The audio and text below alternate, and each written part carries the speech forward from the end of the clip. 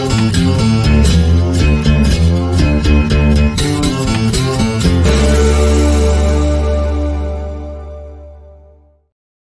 everyone. Welcome to The Greater Good.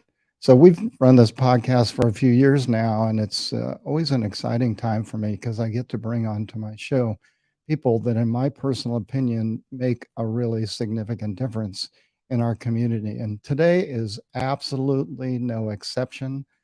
I have Rafael Castellanos from the Port of San Diego with me. He's currently the chair of that enormously responsible role. Hi, Rafael. Hey, Jeff, how you doing today? I'm really well, thanks. It's so nice to see you. I just It's saw great to you see the you other. too. Thank you. I just saw you the other day at our gala, our inaugural event, and it was so nice to see the turnout from people from the port. You guys had a table there. You had a lot of your employees, and it looked like they were having a great time and spending a lot of money that goes to us so we can do good things with our foundation. So you're now currently the chair for the Port of San Diego. And, it always surprises me how many people know nothing about what the Port of San Diego is all about. Could you, tell my listeners a little bit about what the port is? Sure. So the Port of San Diego is a state special district. We hold as fiduciaries, as trustees for all of the people of California, the tidelands, the waterfront around the San Diego Bay, and also the Bay Bottom. We were created in 1962. At that time, when the legislation was passed by the State Assembly and the State Senate, it required, in addition to that, that all five of the member cities, the port cities around the Bay, San Diego, National City, Chula Vista, uh, Coronado, and Imperial Beach, that there was a citywide vote in each of those cities. And you needed to have a majority vote of all of those cities in order for the district to be created. Mm. It's important because there are lots of special problems when you have five cities around one bay. There are jurisdictional issues, development issues, environmental issues. So Right. really, it's a special place, and we're a special district, and that's how we came to be. So are you're an org, you're not a for-profit organization, right? Exactly. We're a public benefit corporation. There's also something very unusual about the Port of San Diego. We're a government agency. We're a non-taxing entity. So we did collect some taxes at the beginning of the district, probably the first 7 or 8 years when we sold bonds to construct a lot of the initial infrastructure, the big Mhm. piers and wharfs and those sorts of things. But we haven't taxed in, 50 something years. And so we operate from our operations, both the real estate revenue and then the maritime fees on the other side of the coin. So just to clarify, so that all that land, that uh, high tide line measurement throughout those five cities as surrounding the harbor, that land, you technically own that land, and then you either manage it yourself or you lease it out to hotels or restaurants, or ships coming and going. They pay fees, and what is that how you generate your revenue? That's how we generate our revenue. But I just want to make a little distinction. You actually own that land, the public, all of the people of California. It's in a land trust, if you will, and I'm one of seven trustees for you. So we have seven port commissioners. Each of the member cities has a commissioner. We're each appointed by our city councils. I'm a San Diego commissioner. Because San Diego is the biggest city, we have three commissioners. Mhm. So you own the land. And yes, that's how we get our revenue. Rent from leases. We do lots of ground leases primarily. The biggest hotels in San Diego County are, most of those are on the waterfront. Restaurants, retail, shipyards are tenants also. So all of those pay rent, percentage rent, some pay fixed rent. And then there are the maritime operations. So we get various fees related to cargo movement, cargo storage, and the cruise business as well, cargo fees associated with Mhm. all of those passengers coming through San Diego.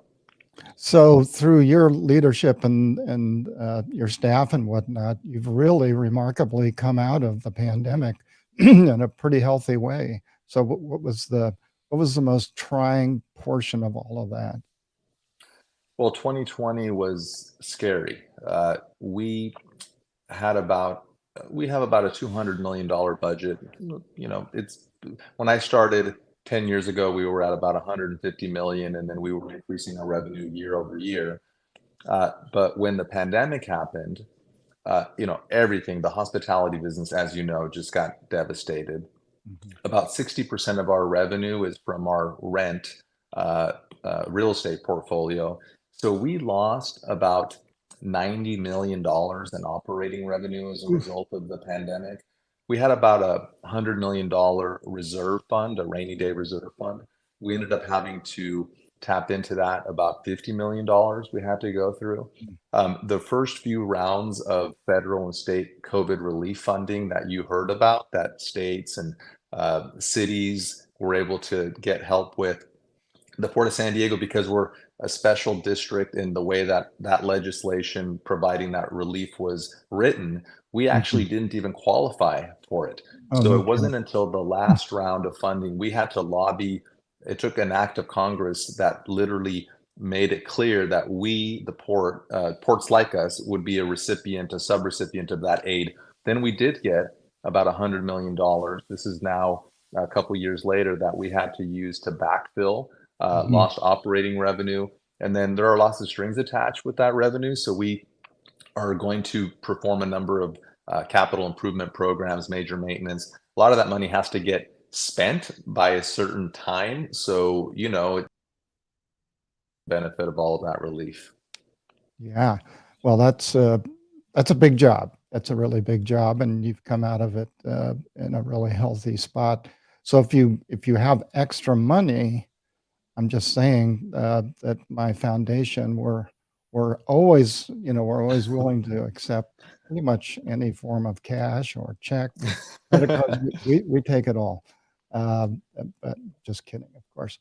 No, actually, the port has been very supportive of my foundation, the San Diego Harbor Police Foundation, which, by the way, sponsors this podcast. And in fact, um, Tom Russell, your general counsel, he and his team created all of our paperwork for our nonprofit status, and they've been very supportive through our 5 years of existence. So, thank you very much for that support. It's very much appreciated. Of So, course. oh, that's great. So, speaking of the your jurisdiction, you're also responsible for the airport, for the law enforcement portion of what occurs at the San Diego Airport Authority. We are. The airport is actually on our land. So they're a tenant, they're one of our biggest tenants, and we do provide the policing function there at the airport. It's one of our most important functions. Obviously, we're a seaport, there's an airport. Uh, Airports are important, and they can be targets for, you know, the bad folks out there who are trying Mhm. to inflict harm. So that's one of the very important things that our harbor police department does. And look, our harbor PD, these are incredible men and women who serve Mhm. in that role. This is a very unique agency, like I said, multi-jurisdictional. They have to work hand in hand with many state and county and federal agencies, Coast Guard, Navy, Custom and Border Protection, the police departments from the 5 member cities, and many others. And so, because of all of the maritime operations, that we're a strategic port, one of only 18 in the country, because we've been designated by the Department of Defense as such because of our proximity to the primary home port of the U.S. Navy. Our harbor PD really has to be very flexible, and they have to be very successful in being able to work with all of those folks in a way that helps keep us safe, helps keep the public safe. They're all maritime firefighters. Many of them are divers. And so they're really protecting us on many levels, and we're very grateful for them and for everything you do to support them. Oh, well, thank you. Yeah, last count, I think they operate and collaborate with 19 agencies. It's Um, incredible. Yeah, no, it's an amazing organization. I'll tell anyone who wants to listen, if you ever want to get into law enforcement, that has to be one of the most prolific, cool law enforcement agencies in the nation with all of their specialized units. And then, like you said, every officer is also a Marine firefighter. And, it's just very, very cool. And their leadership is really quite astounding. We're really blessed to be working with Chief Fernandez and all of her staff. They're just really great, and we're more than happy to help them wherever we can. Thank you. You're welcome. So, in your spare time, are you a practicing lawyer still? I am, although when you're the chair of the port, it feels like it's a completely full-time job. So it's in a diminished capacity this year. That's from an hours perspective, not a mental perspective. But hopefully, I'm not diminished in that regard, but it feels like it sometimes as well. Of But I course. am. I'm a commercial real estate lawyer. I've been one for over 20 years. That particular subject matter expertise is very helpful at the Port of San Mhm. Diego because so much of what we do is real estate, commercial real estate, land use transactions, and so it's really the reason why I was asked to serve was because of my expertise as a commercial real estate attorney. No, no, you're well known for that. So you guys have some huge, huge projects in the works, both short term and long term. I mean, I was just reading about the electrification at the port with your new crane systems. I mean, how exciting is that? Yeah, that's an incredible. It's a game changer. We're the first port in all of North America to have fully electric mobile harbor cranes. We just received them a couple of weeks ago. Mhm. They are able to lift together 400 metric tons. To put that in context, our current diesel crane, which is what we're replacing, can lift 100 metric tons. So we're, really, really increasing our capacity. It's going to give us a competitive advantage with Mhm. respect to all other ports in the state. That's important for various reasons. One, more business means more jobs, more economic impact to the region. The port, even though we don't tax, we contribute over $9 billion a year to the regional economy and Mm. about 70,000 good jobs. So this gives us another way to increase our business. Two, we are lowering air pollution by replacing the Right. diesel crane. That's our biggest source of pollution on the terminal. Mhm. So we're right away getting rid of all of that pollution. And three, that helps air quality and public health in our portside communities like Barrio Logan, Logan Heights, Sherman Heights, West National City. And then it's good for the environment generally. So we like to call all of that a win-win-win. And anytime we can get a sort of triple bottom line initiative done, we really embrace it. And we're really proud of that work. And we're proud of those cranes. Well, I was really exciting because, as you know, we've adopted Perkins K-8 school in the Barrio Logan, and air quality is a huge issue there. And thanks to the port a few years ago, you guys upgraded a lot of their HVAC systems throughout that campus, which makes a big difference. But still, all those kiddos are running around in the asphalt playground, and if you can clean up that air at any at all, that's a direct benefit to their health. So Absolutely. that's fantastic news. So some other huge projects. What's laying ahead for, let's say, the next 5 years? What are the biggest challenges ahead for you?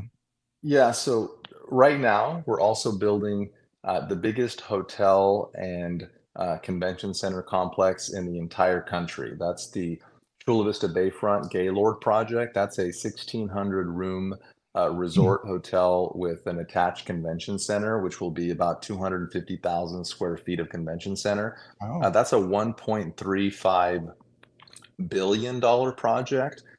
It's a game changer for the South Bay. The port and the city of Chula Vista have been working on that project for decades, and we've got about 4,000 construction workers who will be working on that project during its construction. Once it's open for business, about 4,000 permanent employees.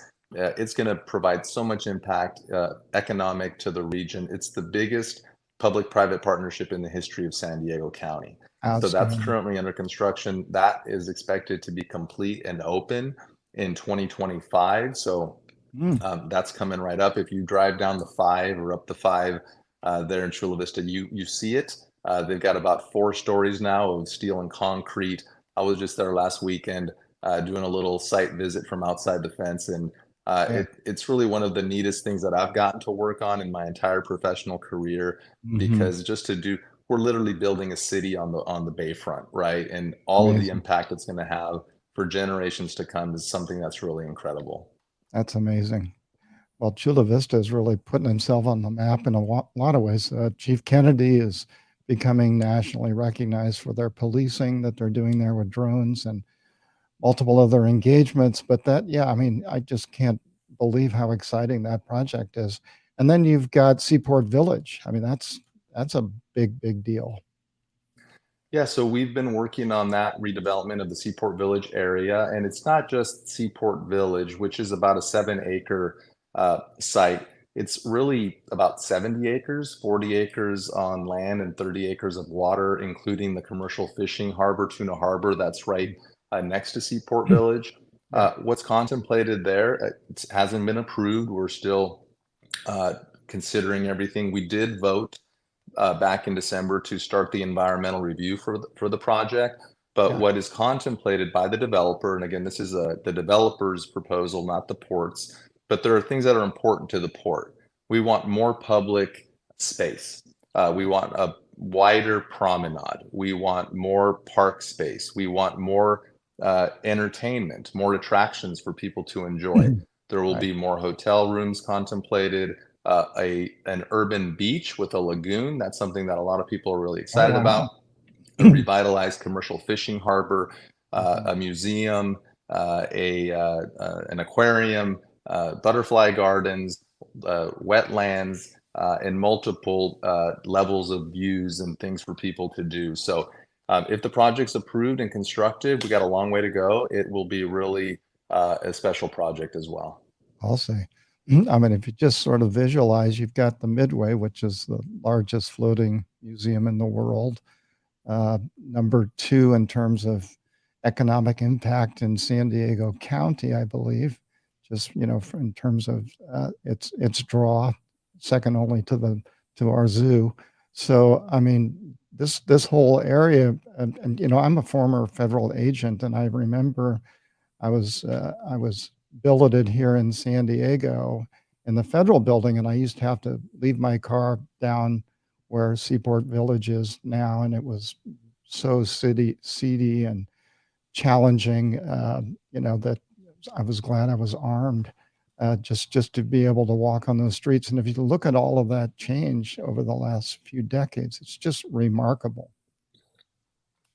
It is, and across the street, across Harbor Drive, you see that IQHQ project. That's not on Portland, but it's a massive project, the new Navy Right. building. Uh, Right. on Navy Pier, you may have read about Freedom Park. This is a Mhm. park that the Midway is going to build on our pier. It's going to be likely $60 million plus park on that pier. It's going to be incredible. That's going to be also something very special that you just aren't going to see anywhere on the waterfront anywhere, especially in California. So we're extremely excited about that as well. That's been a long time coming, getting that project sort of where it's at. The port is contributing a significant amount of money towards that project, and the Midway, they're really going to pay for the lion's share of it. And we're very grateful to the Midway Museum and what it represents, and all of the wonderful people affiliated with that organization, especially all of the volunteers. If you've ever gone Oh there, my there are so gosh. many veterans who volunteer their Yep. time there. It's really a special place, and I highly recommend anybody who hasn't gone to the Midway Museum that they check it out. Yeah, I talk with Laura White from the Midway on a regular basis. I guess she's charged with bringing in all that dough. But yeah, the volunteers, that's the heart of what the Midway is all about. I think someone told me there was something like 6 or 7 thousand volunteers that participate at some level on the Midway. And all of that just makes San Diego, what it can be, which is America's finest city. However, when I think about America's finest city and then we work with our kids at Perkins K-8 school, I wonder, how did they get left out for so long? Because that area is just, there's 37, 38% of that school population is homeless. And, we're doing what we can with our foundation to, one step at a time with those kids. But there has to be more focus on that whole issue of homelessness. And although the Port of San Diego is not responsible for that, I mean, how do you see us digging our way out of that?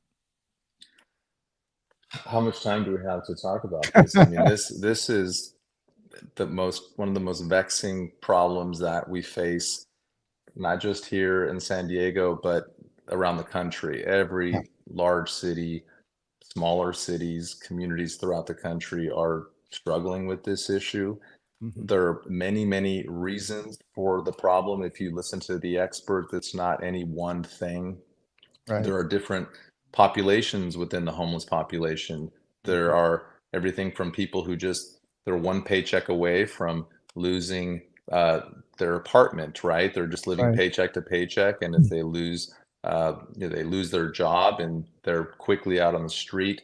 You have entire homeless families. I mean, the Monarch School there in Barrio Yeah. Logan, that's a school for homeless kids. Imagine being Right. homeless as a kid and still going to school and all the challenges that you'd have to face to do that. I don't know the answer. I mean, I wish I did. I know we want the politicians to solve it for us, and but it's not easy. It's taken, I think, decades and decades to get to where we're at. There are many systemic issues, I think, that contribute to homelessness on multiple levels. So all I know is that I think likely we've got a long road ahead of us as far as how we're gonna deal with this issue, and I wish there were some easy solutions, but I think it's going to continue to be tough, and it's going to require everybody doing their share to try to help us kind of get through this. And I wish I knew what the answer was, but I don't. Yeah, I don't either. But what I do know is that if you expect government to fix and solve the problem, it's probably not going to happen. But if you encourage the community as a whole to work on fixing the problem, then you have a good shot at it. And that's kind of like our philosophy with our foundation.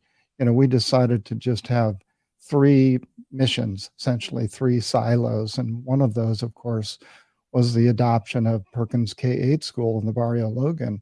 And so when we started addressing the issues there, I said, well, we're not going to be able to fix the homelessness.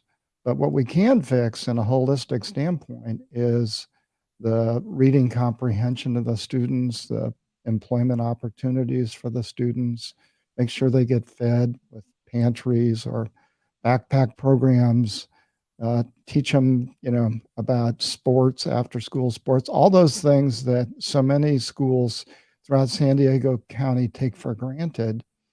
And by doing all those things, we're now starting to get traction from the community where people are saying, well, are there art projects that we can do at that school, or can we come and volunteer at that school? And of course, we welcome that. And we are seeing some results, but it's, like you said, it's a slog.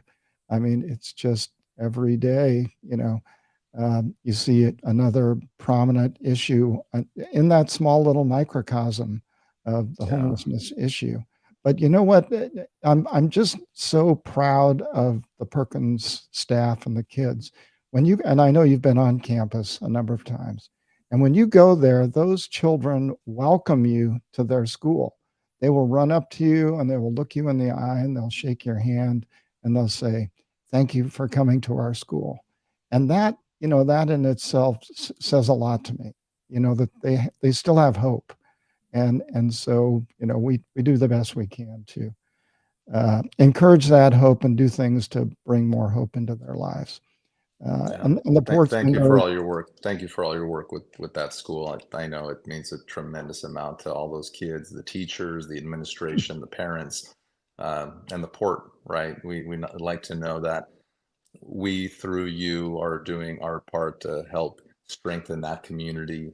It supports that community. They're our neighbor. We want to be a good neighbor, and so you're right. It takes all of us doing our part, doing as much as we can, and I know you're definitely doing your part. We're Well, grateful for that. thank you. Appreciate it very much. But I'm the kind of person who says, well, okay, that, what else are you going to do for me?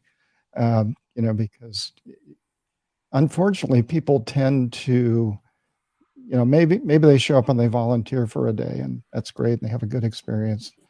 But in reality, in order to make a change with those children, you have to show up a lot, and you have to Yeah. create that bond so that that child, that seventh, eighth, ninth grader, whatever, not ninth, seventh and eighth grader or kindergarten child, they look to you with a purpose. Like I can be like Rafael. I can be a lawyer.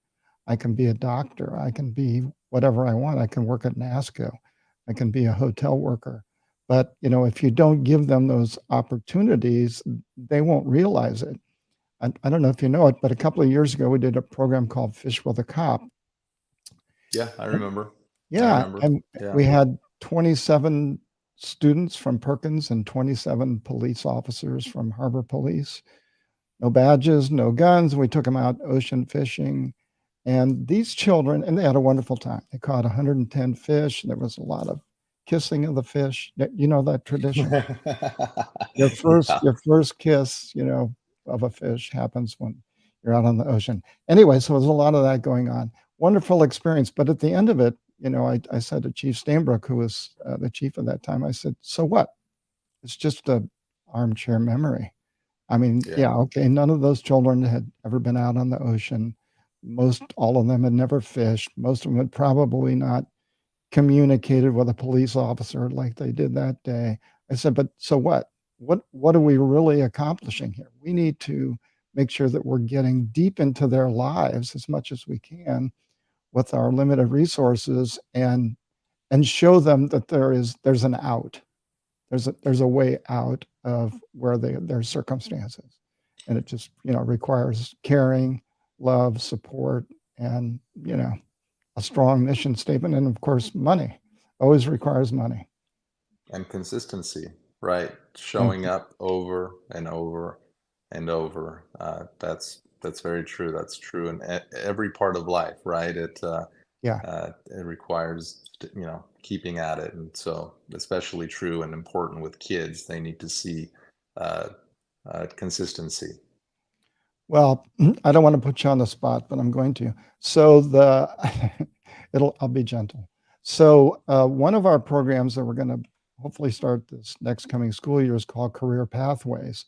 And so I have commitments from Qualcomm, NASCO, Solar Turbines, the Midway, um, Manchester Grand Hyatt Hotel, various other industries, where we want to take children out off campus and give them opportunities to be exposed, and not in a like a intern, file papers kind of a way, Mhm. where they get a real sense and they come away with a skill that industries in San Diego County can offer them, so that they see those pathways, and then hopefully those, like with some of those industries I mentioned, they're willing to then track that child through high school, and perhaps look at job opportunities down the road for those people that have particular strengths or passion for that industry. So I'm wondering if there are opportunities for, and even though these are young kids, these are seventh and eighth graders, that'll be a middle school program. If they may not be welcomed by the Port of San Diego to observe and partake and perhaps come away with the beginnings of a skill, or at least create some potential passion for them. Yeah, look, I think we are always interested in how we can help do those sorts of things. Over the years, we have an internship program, internships of all kinds, not just with in our administrative departments, but also with general services, where kids are out on the waterfront, right? They're seeing those operations. We've also had a job shadowing program through Morse High School, which is in Southeast San Diego. Same Mhm. idea, not interns per se, but they get to come and they get to see, Right. what it's like to work at the port. We have a summer job program for students in high school and or very right out of high school. So we're very interested in that, and there's a lot of reasons for doing that that are good for the Port of Mhm. San Diego. One is we can sort of home grow talent. There are a lot of Right. talented kids out there. Come to the port, see what the port is and what it does. We can, get future employees that really care about the region and their home and see what a great Right. place the port is. Then they can get to go back and tell people all about the port after they have this Mhm. experience. That's good for the port. So there's lots of reasons why we would love to support those sorts of efforts, and absolutely we will look at any way we can help. Well, that's really good news. It's music to my ears. I've been putting the arm on Chief Fernandez already. She's always looking for new cops, and even though these are young children, I mean, I know I get a little pushback from some industries that well they're too young.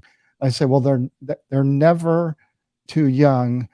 The earlier we can get them engaged, the earlier we can just drop that seed of excitement in their lives, then the better chance we have of, when they do get into high school and they do get challenged by those opportunities that are not very fruitful, they can reach back into their memory and they can see, you know, Jeff Wohler and Rafael Castellanos said, "This is possible. You can do this." So I appreciate your kind words. Sure. I want to thank you so much for giving me some of your valuable time today. It's been very informative, as I knew it would be, because that's who you are. And I'd look forward to many more conversations moving forward about how we can collaborate, team effort. We are partners. Just full disclosure to all my listeners. The San Diego Harbor Police Foundation is a standalone nonprofit, but we do operate under the umbrella of the Port of San Diego with their blessing and collaboration. It's a great partnership that we have, and we couldn't do what we do without it. So thank you very much. Thank you, Jeff. We're grateful for the partnership. We couldn't do it without you either. It's been a real helpful way to make sure that we're achieving our mission. The foundation has been a key partner, and we look forward to many years of continuing that partnership. Thank you very much.